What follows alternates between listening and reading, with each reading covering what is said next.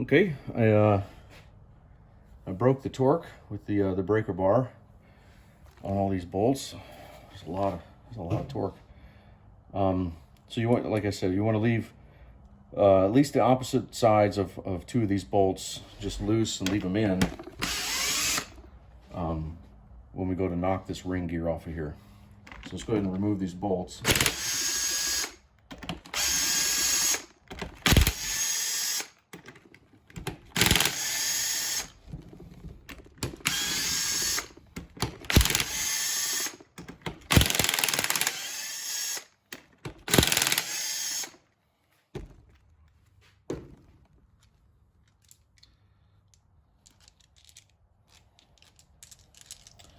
Okay, you can choose to keep these. Your master kits come with new bolts. I usually just toss these just so I don't have used ring gear bolts just hanging around the garage.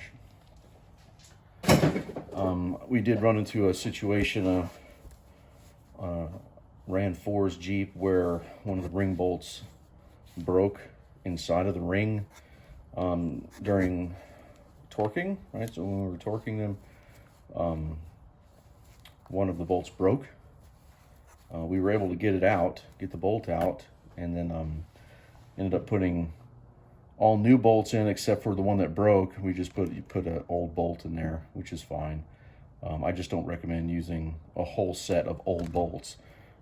They're usually a one-time use bolt, just like your drive shaft bolts and hub bearing bolts, and there's a bunch of different hardware that Mopar says is one-time use. So few people actually follow that rule, though. So let's get the ring gear off of here, and you can do that. You can either hit it with a brass drift. Obviously, it's a chisel. You can hit it with a brass drift here. Just tap it on each side.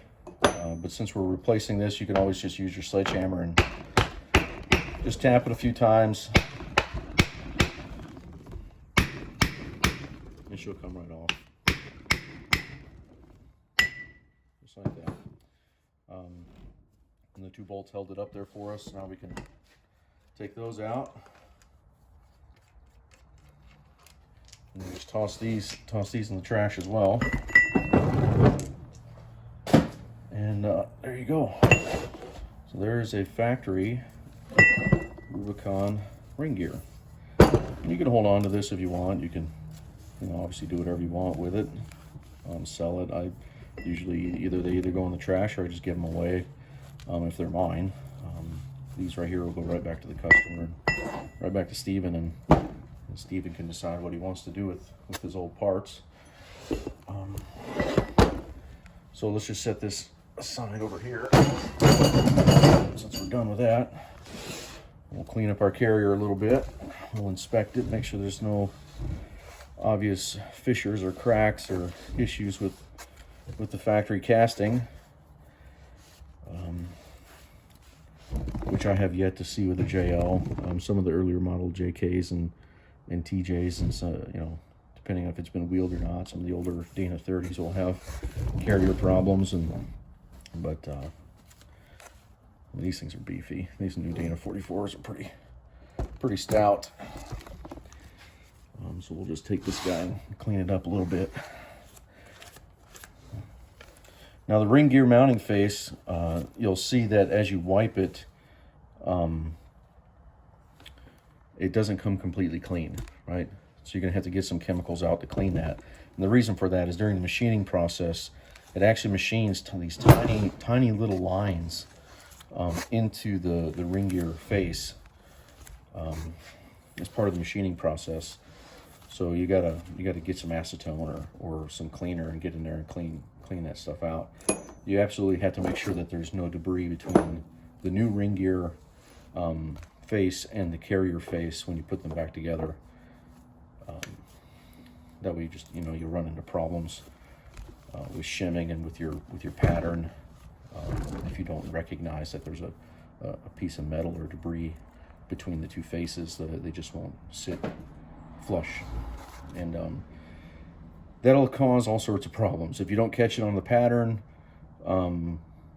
you know, you'll hear it depending on how big the piece of debris is, but you'll hear it. It'll sound like a rotational, almost like a grinding or howling sound, depending, like I said, depending on how big the piece of material is. It'll just go, it'll make this crazy growling sound. But if you do the pattern right, you'll recognize all of that on the pattern if you made a mistake. But the easiest thing to do is just make sure it's clean. Even though I'm cleaning it now, I'll clean it with chemicals, and then I'll clean it a third or fourth time before everything goes together. And then you know, check your hands and check the tools, and just make sure there's no debris or FOD that can get in there. Other than that, the carrier is pretty clean. I'm going to cut this bearing off, do the same thing I did with the other side, and then we'll be right back.